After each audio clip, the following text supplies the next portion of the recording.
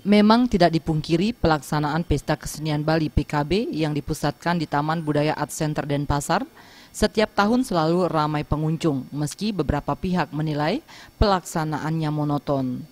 PKB tetap memiliki daya tarik dengan suguhan seni yang beragam. Namun di balik itu ada beberapa persoalan seperti masalah parkir dan waktu pementasan kesenian tradisional. Akademisi sekaligus pelaku seni Made Suwarte berharap pemerintah tetap mengutamakan upaya melestarikan seni budaya Bali dibandingkan profit yang didapat dari pelaksanaan PKB. Dengan kata lain, taksu dan tujuan utama PKB harus dipertahankan.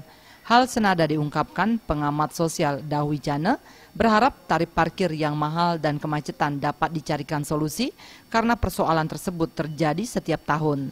Begitu pula pementasan kesenian tradisional perlu diagendakan pada waktu yang tepat sehingga penonton tidak sepi.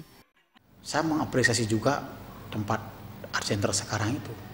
Itu menurut saya itu sudah melakukan suatu eksplorasi penelitian yang luar biasa sehingga pilihannya Taman Budaya Art Center itu jatuh di situ.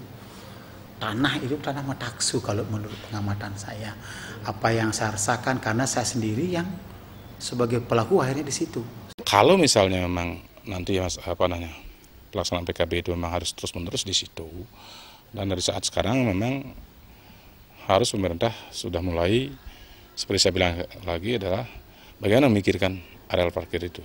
Atau paling tidak misalnya kalau kondisi sekarang itu pemerintah berkoordinasi dengan masyarakat setempat yang memiliki parkir.